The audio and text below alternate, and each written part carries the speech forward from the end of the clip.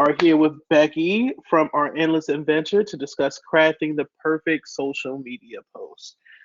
We ask that you please remain muted through this presentation. Of course, we would love to see your beautiful faces if you're comfortable. This is a safe learning space.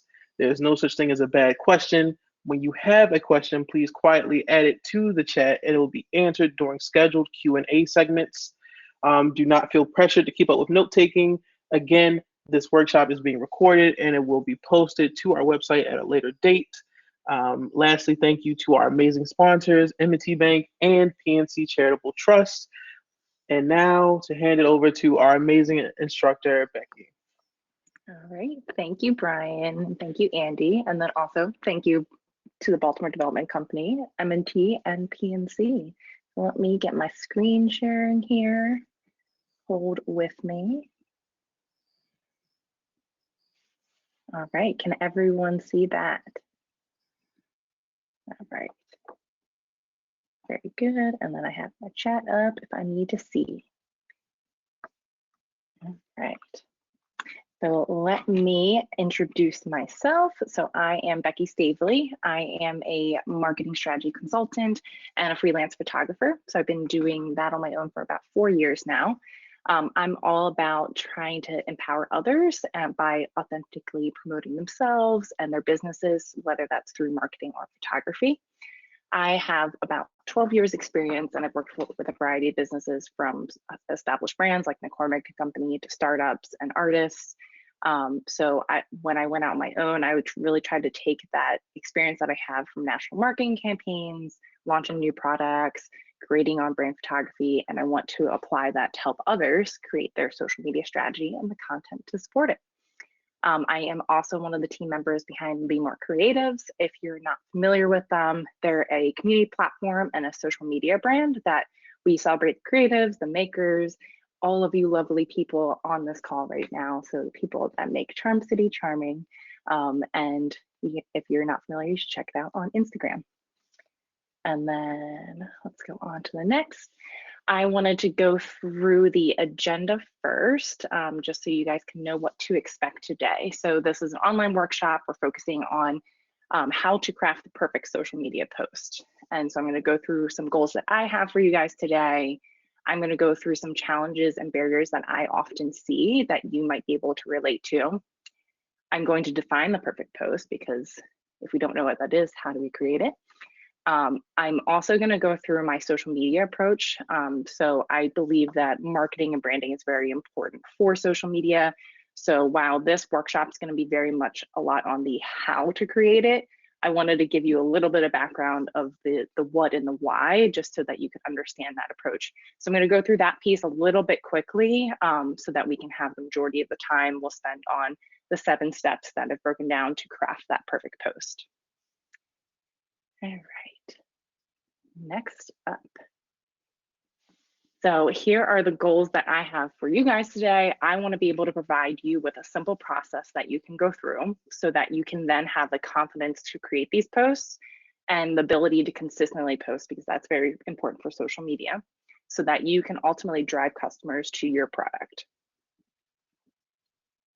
And I'm going to go through some of the challenges that I often hear. And I just want you, if you're on video, raise your hand up or just type in the chat as well. I'm going through this because I have to admit I'm a feelings person. Whether you love them or hate them, they're very necessary.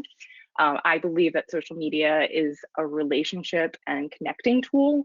So it's about connecting with your target audience's emotions. If you're not a feelings person, that's okay. So just give me a couple minutes to kind of go through these challenges that might apply to you, and then we'll get into the meat of the workshop. So again, feel free to raise your hand, nod your head, comment in the chat if you want to. So the first challenge that I often hear is, I don't know what to write about. And that's fine. We're going to go through, we're going to talk about content pillars. And so we'll dabble a little bit in that content strategy. If you're looking, if this is one of the issues that you have, you might want to check out, we have a recorded workshop that was social media strategy, and that can kind of go through a lot more of like what you can post, versus today we'll be talking a lot of how. Another challenge that you might have is you don't believe you're a good enough writer. And that's okay. We can keep it simple. People know that you're not a writer, you're running your business, you're not writing books, unless that's your business. But we will go through those 7 steps today. I don't have the time is often a big one that I hear, and whether that is something that people, whether you're running your own business and you don't have employees, it's all you, or otherwise as well, even with people with employees, I don't have the time. So I don't know about you, but I don't have extra time either until I find a show on Netflix that I really want to watch. And there you go, the time is there.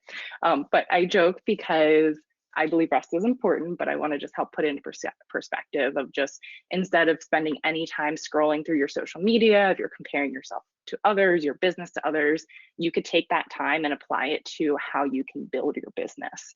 And so that's today. We're going to keep it simple, we'll keep it focused. I recommend batching your work if you don't have that time to keep it most efficient. The 7 steps we're going to go through today, you could block out an hour a week, you could block out a couple hours a month and go through multiple posts at once. That will be most efficient, especially when you're in a creative mood, because as creators, we all know that is not, you're not always on with that. Next thing I often hear, I don't think people will buy from me. And they won't if you don't put it out there. So I need you to pretend that this limiting belief does not exist. You have been driven to create the business you have. And while you should listen to customer feedback if they're giving you feedback as to why they're not buying, I don't want you to think this and just let that self-doubt creep in. So pretend it doesn't exist. Next thing I often hear, I am scared to fail. So I just need you to embrace that idea of failing. So as long as you're receptive and open to adjusting. And then in the instance of social media, people are afraid to fail because they think, like, what if I don't get enough likes? I need you to know that the number of likes is not the best indicator of your success. Engagement rate is much better if you're looking specifically at social media. So your comments, your saves, your shares. Look at your growth week over week, your month over month. Make sure you're talking to the right customer. All that is much more important than the number of likes that you get. And again, you can't succeed if you don't put it out there. And then for the last one I often hear, and I relate to very much, is I don't want to put something out there if it's not perfect. And I hear you. If you knew how many times this held me back, I have to remind myself, and I want to remind you, that perfect is the enemy of good. Done is better than perfect. You just need to consistently put stuff out there for people to respond to, so that you can keep adjusting your business, adjusting your social media strategy. So before we move on from this one, I want you guys to all pick one that resonates most to you. It's like really sticking out to you.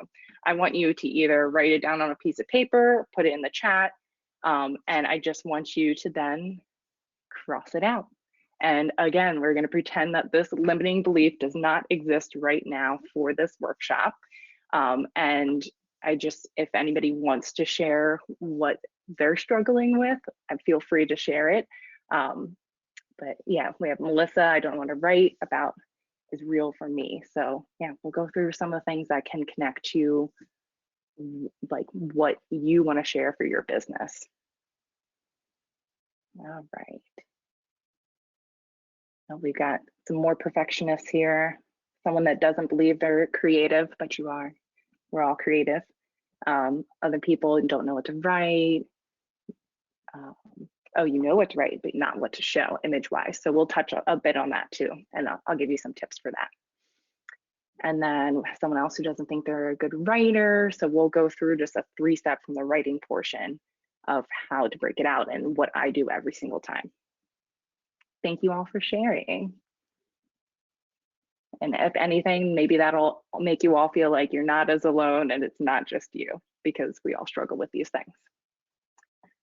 All right, so we just went through some of the challenges that I hear, but I wanted to share also a few of the problems that I often see when I am looking at clients' work or just on social media. So I broke it into 2 axes. And so we'll start with a topic, which goes across. Usually it's like 2 ends of the spectrum that I see. So one end is that it's too salesy. People are very buy. It's more assertive. You're not really connecting with your potential customers. And so I want to remind you that social media is a relationship tool. So imagine if you were in a conversation face to face. I know that's weird. I haven't done that in a while. Imagine you are in a conversation face to face, but that all they were telling you was to buy something from them. Like you wouldn't walk away from that conversation feeling good. So remember that when it comes to social media. And then the other end of the spectrum is that it's too casual, passive. It might be more of their personal life. This is, as small business owners, many of you are, you might have an Instagram account that has both personal and professional. So keeping that in mind. So both of these things are good, and we'll talk a little bit more of a time and place for both or how to mix them together, but we just want to make sure we're not at one end of the spectrum or the other. Another problem I often see is around the language that people are using in the captions for their posts. And so one end of that, the caption is just really long. So it's hard to follow as like your followers. It's hard for them to follow what they're reading. You give them multiple chances to lose them. So the average human being only can have a attention span of 8 seconds. And so if it's taken longer to do that and they're not seeing how it relates to them, you're going to lose them. The other end of the spectrum is captions too short. And this is something that like when Instagram first came out, like people were doing very short captions. So it seemed like the right thing to do, but the platform has evolved and people are using it almost as a microblog. So if it's too short, often you don't have that call to action, you don't have that way to connect with them. So again, there's a time and place for both of those, but if you can kind of come towards the middle for these. So I want to give a few examples of what this might look like. So here I have created, pretend that I started my own candle company, and I've created a few different posts. And so on the left here, we have looking at my to-do list for the week, enjoying some of our candles, time to cozy up and get some rest. And so this one might be a little bit too lifestyle casual. They're like, the follower might be like, do you want me to buy this candle? Who is this for? The next one we have here are buy our vanilla candle, $24.99 on our website. So this is the too salesy, it's way too direct and doesn't give anything else for them to connect with. But it does have a call to action, so remember that's a good thing. The third example here, it's Sunday night and we're prepping for the week. Who else gets the Sunday scaries? This vanilla and lavender candle helps to soothe me though. If you're interested, we have a few of this scent left on our website. Maybe we'll make some more. Let me know if you're interested. So this one is not focused. It's hard to follow. There are some things that you can relate to, but it's also very passive. Like maybe we'll do this. Let us know. Like your followers just like, where am I answering this question? Am I looking on their website? Am I trying to get this candle? You're leaving them a little bit confused. And then this last one is Sunday night, time to cozy up. This is just too short and there's no call to action. And so again, there's a time and place. Maybe you do that occasionally, but you don't want all of them to be this. So then I just wanted to mash these up together and give you guys an example of like what would be a good post for this. So I'm sharing one is, as the weekend comes to a close, is anybody else feeling a bit anxious about the upcoming work week? Over here at Pretty Candles HQ, we carve out some time for a Sunday night ritual with our vanilla lavender candle. Did you know that lavender interacts with your neurotransmitter GABA to help quiet the brain and nervous system activity? This is thought to reduce agitation, anger, aggression, and restlessness. In need of your own Sunday night ritual? Look no further. Head over to the link in our bio and enjoy 15% off vanilla lavender candles. So this one's a little bit longer, but it kind of goes through it. It pulls them in. They know what you're talking about. It gives something to relate to. It gives you're educating them about what lavender can do, and we'll get into that of when educating is a good thing to do. And then you're giving them a call to action. So in need of your own Sunday night ritual, look no further and go to our website. So that is an example that we have. And so that leads me into my definition of what is a perfect social media post. We'll get into goals a little bit, and that can always determine that. So it's business to business, but I believe a perfect social media post is one that builds awareness of your company, strengthens your branding, engages your target audience, and/or drives product sales. So I want to take a break here just to see if anybody has any quick questions before we move on into what my social media approach is.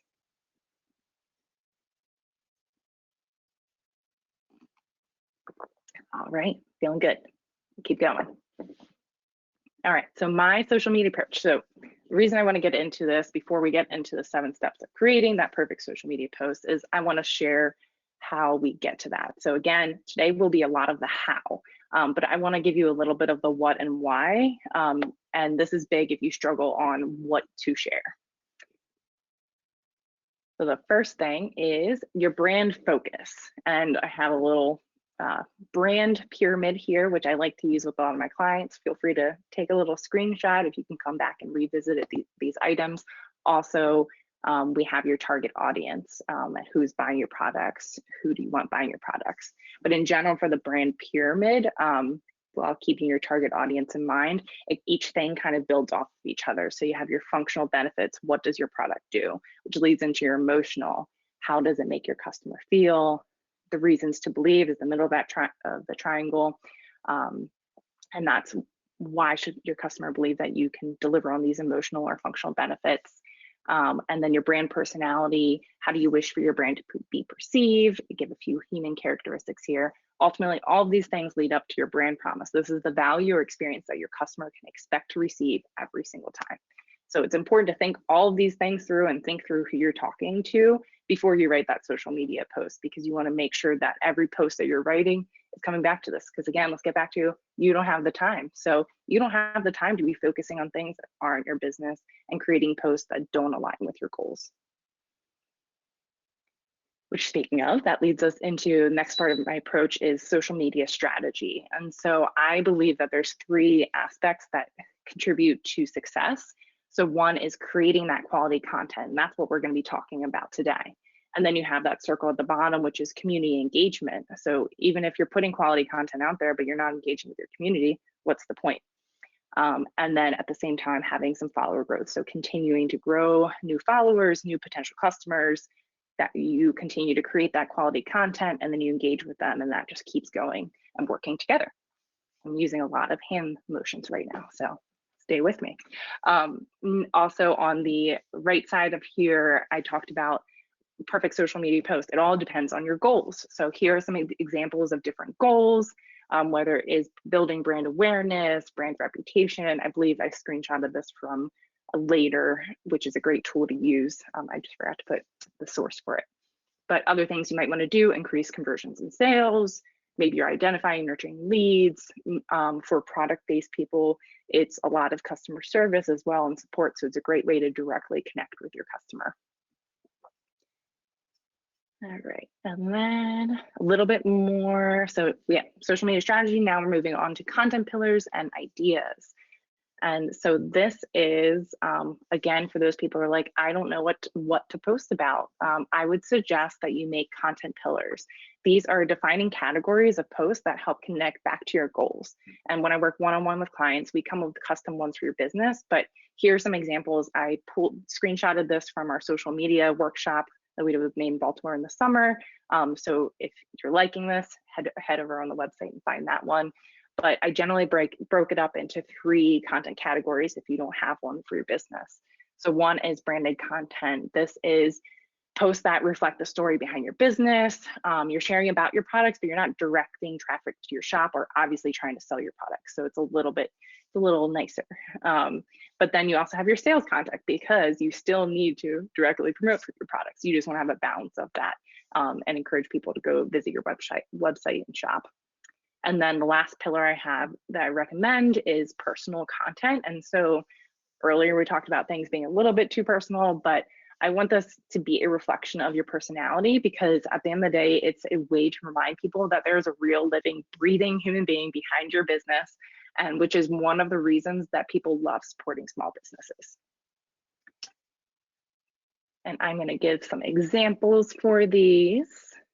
So again, branding content on the left here. This could be, examples could be a flat lay, a styled shoot scene where you have your product in there, but it's not the only thing. Branded content could also be some how-tos or a team feature, a team member feature or a partner feature. So on the left, I have an example from White Tico. I feel like I always use examples from them because they do a great job on social media. So this is It's Reset Monday, take some time to get set yourself up for a productive week. They talk about tea, which is what their business is, but then they're engaging and asking about what are your goals for the week. And then in the middle, we have the sales content. And so this could be a featured product, like here in this IKEA example. They even have like, it's new, what is the name of the product, what's the price of the product, and you scroll through and see that. So they make it very clear that this is sales content. And then they have link to buy, so that call to action there. But sales content could also be any promotional offers or sales you're offering, shop announcements like markets or festivals, pop-ups. If you're a maker and you're selling through the Made in Baltimore shop coming up, so you can announce that as well. And then we have on the right, we have personal content. And so examples of this, and these could be behind the scenes while you're creating or making your product. These could be people, places, or things that inspire your business. This could be pictures of you. I would highly encourage you mixing in pictures of you into your social media. Again, a person behind the business. The example here is Justina Blakeney, and she is the owner of, or the founder of The Jungalow. And so she's just giving a little personal content behind the scenes of like when she first started it and celebrating her anniversary. All right, and then I have one more example here is how they all kind of mesh together. So this is an example from unbirthday.co. And if you look at the pink ones that go across, those are all their sales one. They're calling out like, this is our product, here, here's the name of it, what it is. And then they mix that in with some branded content and some personal content, and you don't have to have them perfectly mixed together like this. It is really nice if you have the ability and the time to plan that out, but that's not necessary. But I just wanted to show how they have a mix of those working together. And then next up here, another way to think about content pillars or ideas beyond those pillars is that hitting one of these 4 things, if not multiple. So educating, engaging, entertaining, or inspiring. These are the reasons that people come to social media, and these are the ways that you can connect and provide value to your followers. And by doing this, you'll then gain that authority and that trust. And when it comes to make that sale, your potential customers will have no doubt in buying from you. And so I'm going to go through some examples of these. On the left here, we have an educate example. So educating is where you're teaching them something. You're sharing your knowledge. Maybe you have a common question that you always get from potential customers.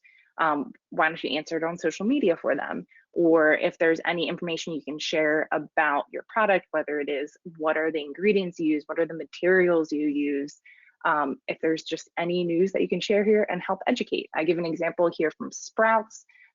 They're talking about the powerful herbs in this cup that they have, and they're sharing which those herbs are and that they can help manage your stress levels and support a restful night's sleep. So that's providing that education. And then in the next one over is engage. And so when you're creating engaging posts, you want to start a conversation. So you're asking questions, you want to ignite that emotion and solicit feedback. And so when I worked at OrderUp, one of our content topics was food debates. And this was just behind the scenes language that we had, but the post would end up being, do you like hot dogs or hamburgers? And everyone would have an opinion and comment on social media. Do you like pizza or French fries? Do you like donuts or cookies? And so that was, our industry was food delivery, but think about it for your business and how you can spark some debates and just ask for some feedback. So I have an example here, Lush Cosmetics, they even titled it as a pop quiz.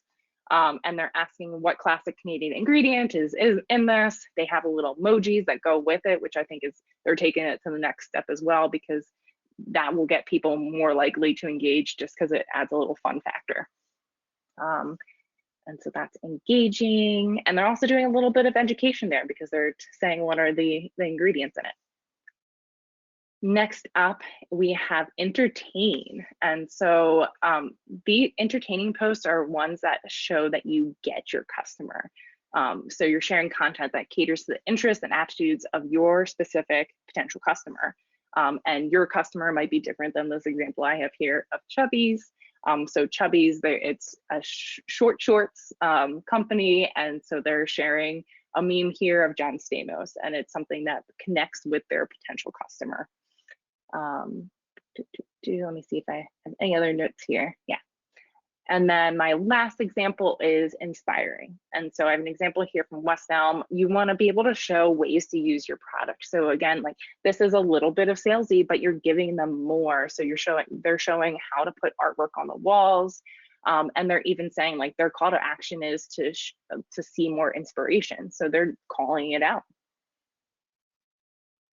All right. And so then I think before I move on, so before I move on into the 7 steps, which is the creating, the publishing, and the engaging, I want to stop and see if anybody has questions about the brand focus, and that was the brand pyramid, your target audience, any questions about social media strategy, whether that's what are your goals, how that works together, and then content pillars and ideas. And so you have your 3 different pillars. You can create your own pillars, or how to engage, inspire, entertain, etc. So just want to stop, see if you guys have any questions. Feel free to go off mute or to type it into the chat.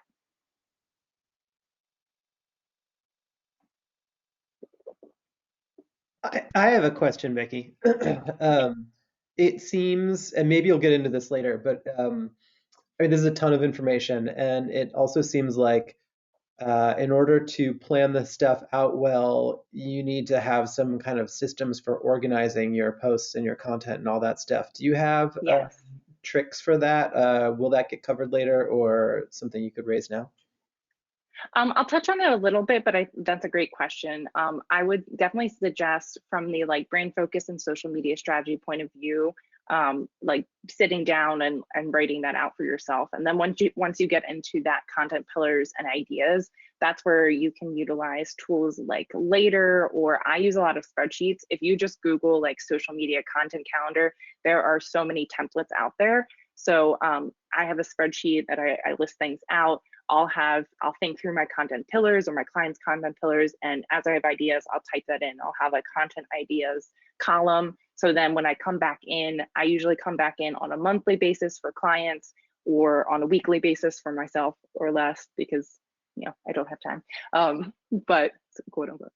So come back in and batch that out a little bit, have that in the spreadsheet, look at the ideas you had before, use those as a starting point and writing those out. And then what I'm going to get into today is when you are in that step of, all right, I'm going to start writing these posts out. What are the steps to do that? Does that help answer your question?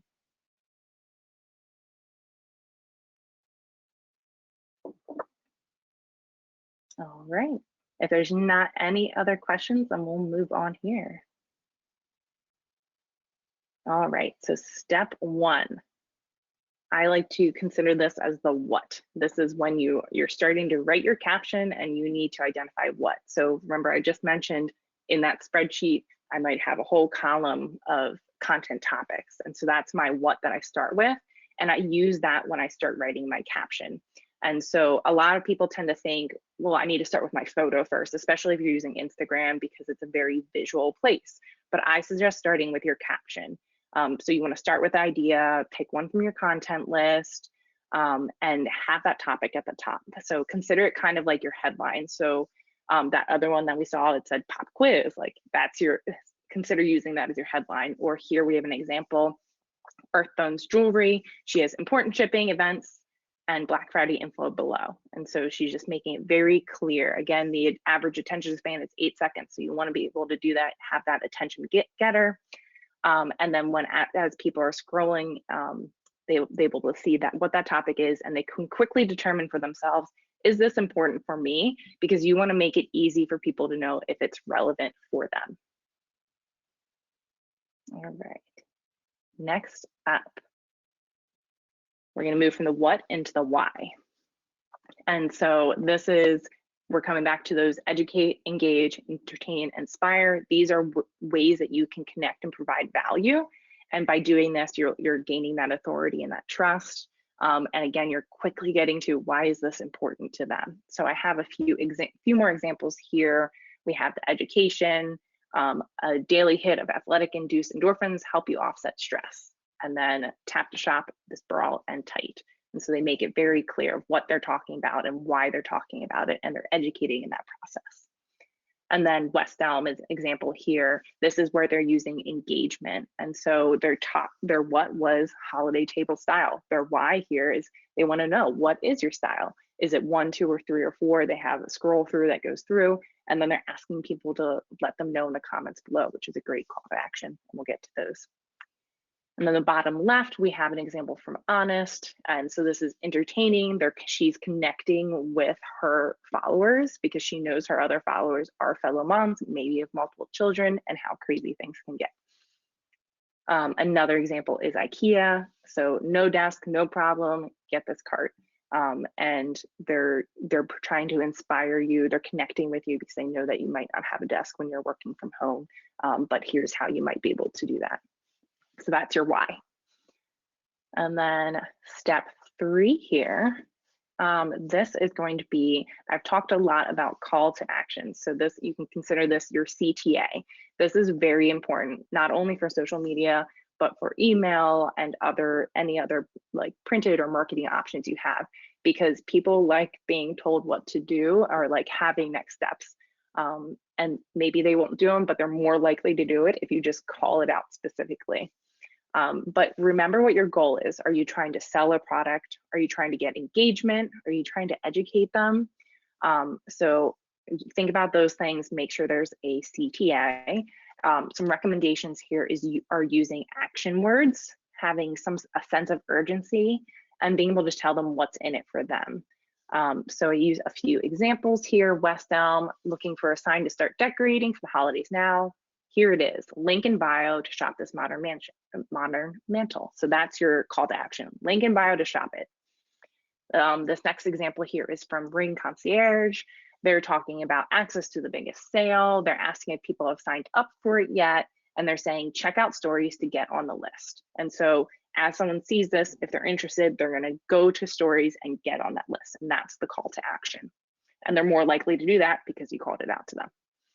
And then example from Oreos here, comment below if Boo Oreo cookies are your fave. And so their goal here is engagement, and they're asking people to comment below. And again, more people are gonna comment when you ask them to than if you didn't ask them. And some other action words you might wanna use are things like read, download, call, contact. So just make sure you have an action word in there. Again, create that sense of urgency. That could be something like saying, call today or now in the next 24 hours.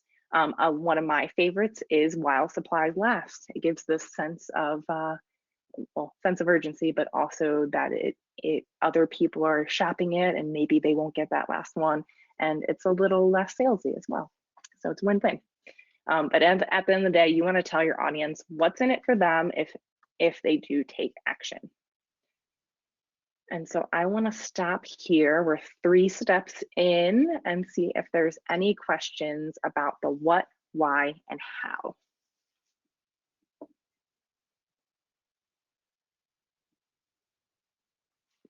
All right, and just if you take anything out of this whole presentation, when you go to write a caption, think what, why, how, and that's how I write every email that I do, every social media post that I do is what, why, how. But if you are going to take more, keep listening because the who is very important. So after you've written the what, why, how, I want you to remember your target audience, put yourself in their shoes, and reread it from their perspective, because a post that you're writing for a mom might be different than a college student, which might be different than a young professional or someone who likes to live off the grid in mountains. Those are 4 different people, and your product will meet their needs differently. And so think through, who do you want to sell to? Who do you want buying? Who are you communicating to?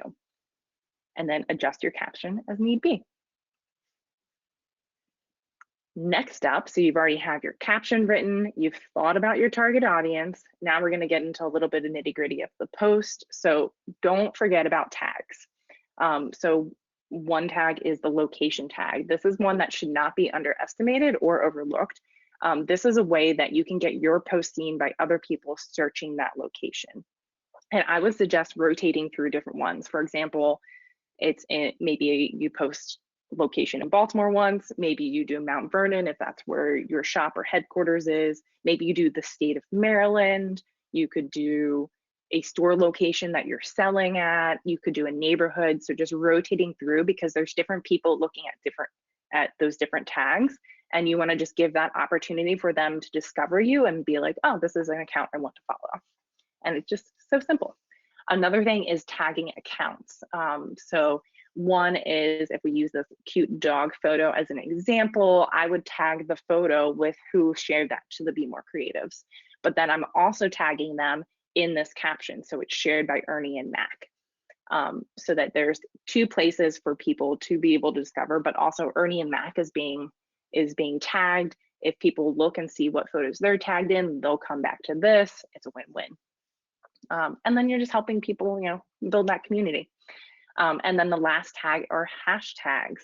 And so I always seem to get polarizing reactions to hashtags. Like some people are either all in or they're just like, no, but you need to use them. I say that because Instagram allows you to use up to 30 tags, and this is how other accounts who are searching that hashtag can find you. And you are in complete control as to what hashtags you use, so that you can make sure they're the types of hashtags that your potential customer will be using.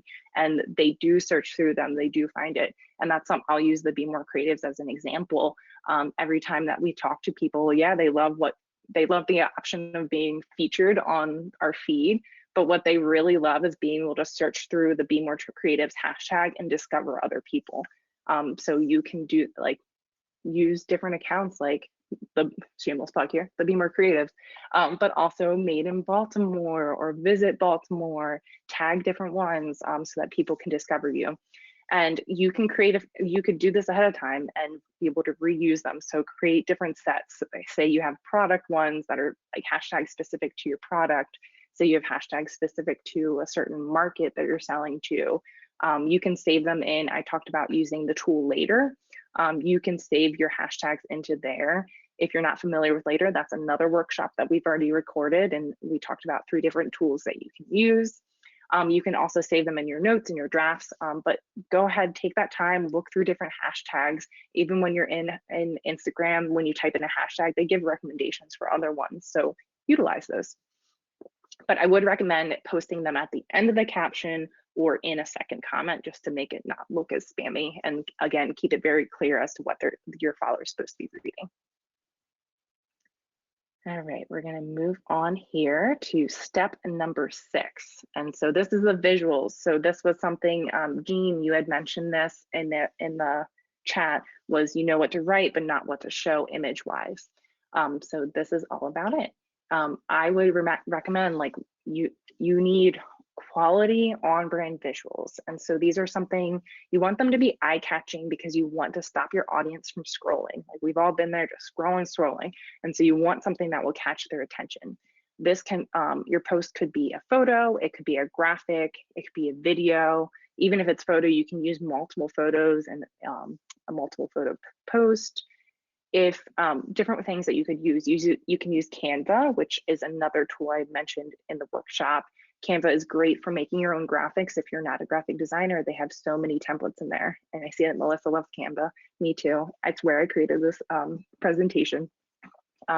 Another tool that I love using is Unsplash. It is free quality stock photography. So they've changed their business model compared to other stock photography websites. And it's enabled them to have all of this quality stock photography. A lot of the images that I use are from that, and I'm a photographer. So when I'm not selling my photography and I'm talking more about marketing, I use Unsplash. Yep, and Brittany here says that, yep, she verifies Unsplash has beautiful images. Up here, actually on the screen, we have an image of some drinks. That's from Unsplash. So if you are talking about holiday parties, well, actually, just kidding. This year's not the year for holiday parties. If you're talking about holiday cocktails, or maybe you have a drink mixer that you're selling, you can find an image like this so quickly. So imagine for your business, all the different images you can find for free on there. If not, you can use a photographer. Maybe you can utilize an employee who has an eye for it. You can also repost customer images. And so that's a big one. It's called user generated content, or UGC. And that's very popular because it comes across as authentic. You can tag who posted it, and it just gives that third party credibility as well. And then just before I move on to this, I do have that one more example in the bottom right. That's an example from Canva that I got. And again, they just have great templates in there for both posts, Instagram posts, Facebook posts, and Instagram stories, and much more. All right, so we're 3 more steps in. We just went through the tags, we went through the visuals, and we talked about who. So I want to just stop for a minute and see if anybody has questions about target audience, about visuals and tags.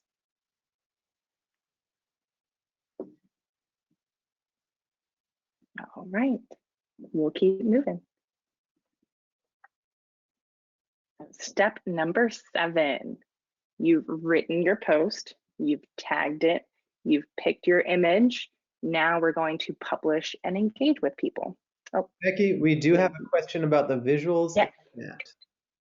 Yeah, we'll wait a second for Jean. How do you make a non-sexy service product look good with images? Ooh, a food waste pickup for compost. Well, one, I love that. And while yes, it may come across as non-sexy, I mean, it's about the quality of the images you use. So one, being able to use a photographer to just show maybe steps of the process of like it being picked up. Another thing is like you could just start with like beautiful food photography as well. So again, on Unsplash, you could use fruit images, vegetable images, egg images. You could use a lot of those, maybe education as to these are the different things that you can compost. And people can then assume what they're going to be composting, the scraps of that. Or you could show end dishes as well. So showing meals, but then speaking to the point that there was waste created in making this meal, and that you can use them. We have a few others here. So we have retail garments on the forms as opposed to models. Yeah, so you can rotate through on the forms. Models, you could rotate going back and forth with those. You could show it, them folded up as well. That's a great example.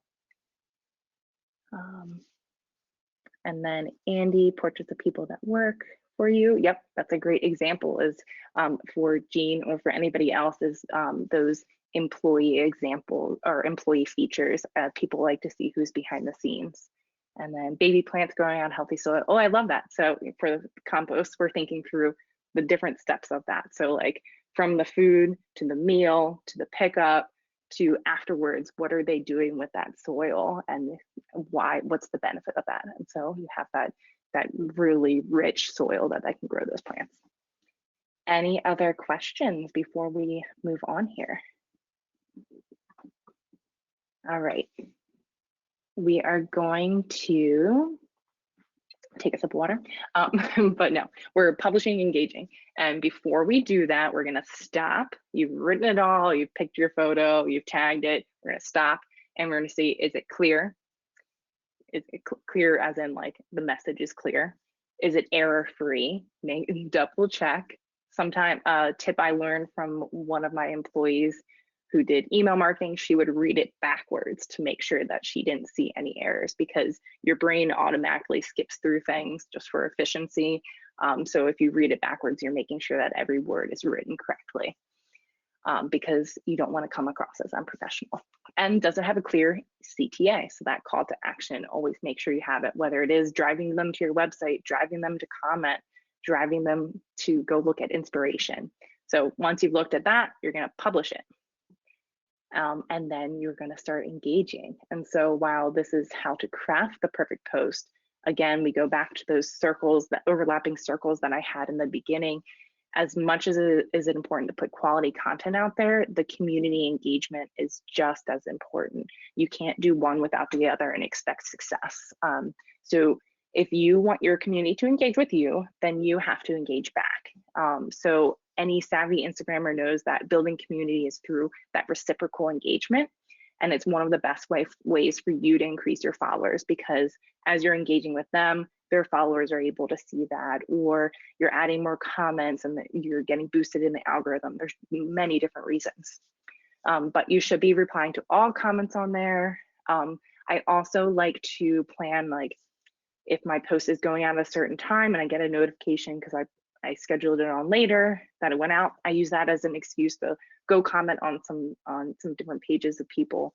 Or you could just schedule it at like every morning at a certain time or every afternoon at a certain time. Just take 10 minutes and go out there and engage with people.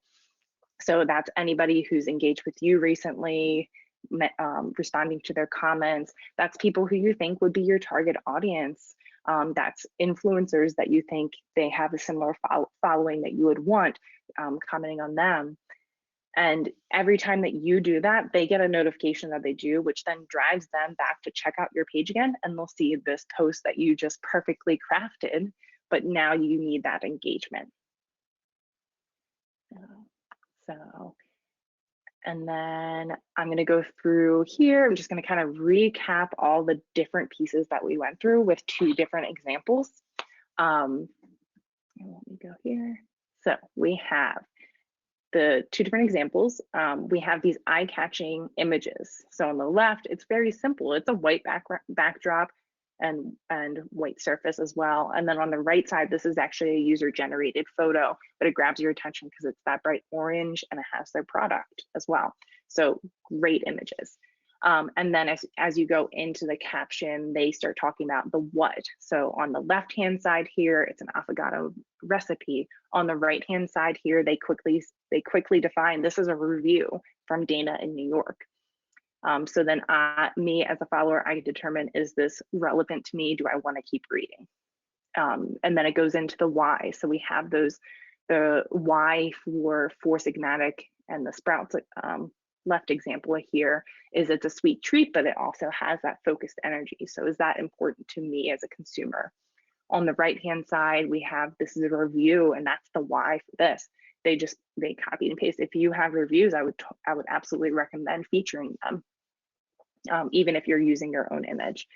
And then on the left-hand side, we have the how, and so this could be your call to action. So here they have the recipe directions. On the right-hand side, we have tap to shop, head to our link in bio. So those are great 2 call to actions. And then we're hoping, you know, behind the scenes that they're thinking about who their target audience is and that this is specific to them. And then they're making sure that they have the different tags. So on the left-hand side, they're tagging one of their partners, which is Four Sigmatic. On the right-hand side, I'm hoping that they tagged in the image where this review came from. If they follow Dana, they would tag them as well, but they also have some hashtags down here. So they really checked off all those points that we've talked about today.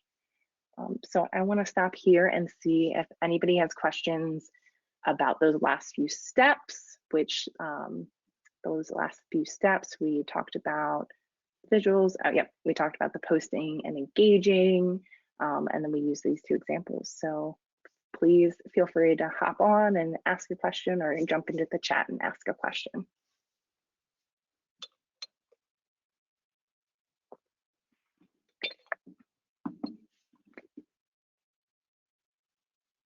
All right, so from Brittany, we have any certain times of day you recommend for posting? Yes, absolutely. And so pre-COVID, this was very much thinking about what was somebody's routine. So getting up in the morning, commuting to work, being there, midday lunch, etc. So there was a peak on social media, like first thing in the morning, at lunch, and then in the evening. But now post-COVID, I would absolutely recommend, if you Google what are the best times of day to post. Again, I use Later as a resource all the time. They look for an article that has something like from the summer on, because there's now updated articles that like, here are the best times to post, because everybody's routine has been shaken up this year, and you just want to be able to adjust to that. In general speaking, Wednesdays, I believe, are still the best days to post. Something about Wednesdays. Avoid weekends, especially if it's like a purely business account, because weekends people are off doing their own thing and they're less likely to be on social media. So apparently we all use social media to avoid, you know, doing our business work. Anybody have any other questions? We have, if posting a link, do you recommend creating an image or leave it as what pops up automatically? It depends. So that's something too, when you're posting a link from your website, you can actually go into your website and change what image comes up when you do a link, if you're savvy, or if you have a platform that makes it easy to do that. Then if you're posting it and it pops up with an image, it depends if that's an image that's relating to your caption and if it's a high quality one. So if it is not a high quality, if it's not like, if it doesn't catch your attention, or if it doesn't relate to your post, then I would absolutely recommend changing out that image. And depending if you're on Facebook or another platform, it's easier said than done, but you can always bring in like a bit.ly link or something like that if that's easier. Any other questions?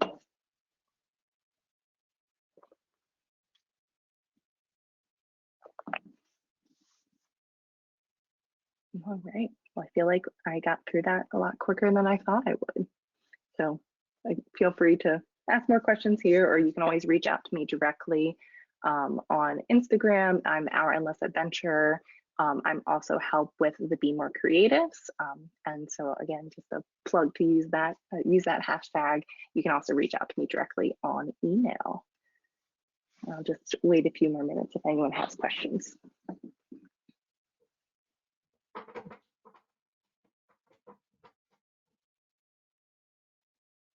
Thank you, Melissa.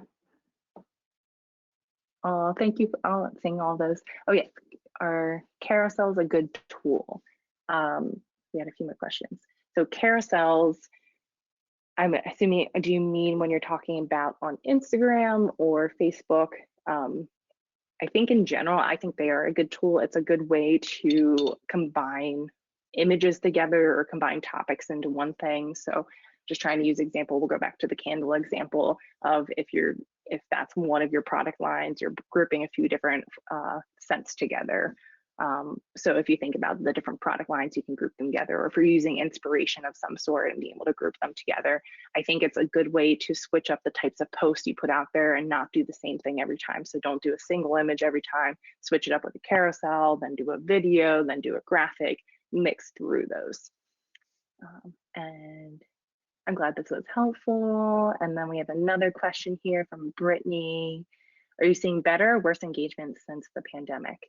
I think depending on who you ask, they will say one way or the other. I think in the very beginning, it was almost like everybody was more on social media, and I feel like there has been a burnout for that. But also at the same time, when everybody was on there's just so much noise. And so now you might be able to break through a little bit more. I'm still seeing a lot of people, just different companies or influencers are complaining about the engagement rates. So if in general you are seeing your engagement rates go down, I have been hearing that from multiple people. So at the end of that, it's just really making sure, like, that's where it gets even more important to like really zero in on who are you talking to and then engaging with them. So it makes that point really important to go out and engage so that people come back and engage with you.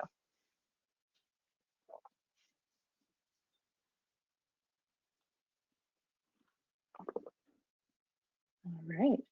Well, I'm all done my presentation. I'll stay on for a few more minutes.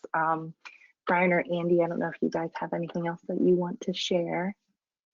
Mostly just to say thank you, Becky, for that very dense and full of information presentation. Yeah. I think that was super helpful. I know I learned some stuff. Good.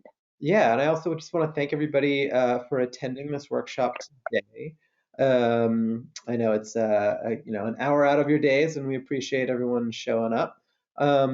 We've got another one, I think one more scheduled before the year's over. Brian, do you want to say anything about the last one we've got on the docket? Yes. Next up is going to be December 11th from 12 to 1:30. That is going to be with Sam Smith from New Vintage by Sam. And that is going to be Increasing Brand Presence, a retail placement strategy session. So if you are available, the links for that will be going out very, very, very, very, very soon. In the meantime, I am dropping some information about Made in Baltimore in the chat. If you want to learn more about us, click the first link. Keep up with more events like this, second link. And then if you are a maker, a manufacturer, or a retailer in Baltimore City and might be interested in possibly becoming a member, the third link is for you. Beautiful. Thank you, Brian. Thank you. I'm going to put one more link in here, and this is a special treat for everyone that hung on to the very end of this workshop. We are launching our online holiday pop-up shop this weekend, and it is, well, we're soft launching it rather. It's still password protected, but here's the link and the password for anyone that wants to check it Ooh. out, get a first crack at what's available. Take a look this weekend and please send us any feedback if you've got it. You can find our contact information on our website and watch our newsletter for the official launch next week. There will be some more goodies on there by next Friday. I think with that, thank you everyone again. Thank you, Becky. Thank you, Brian. Thank you everyone for attending. Hope you all have a good and safe weekend. All right, awesome. Bye, Thank everyone. you. Bye.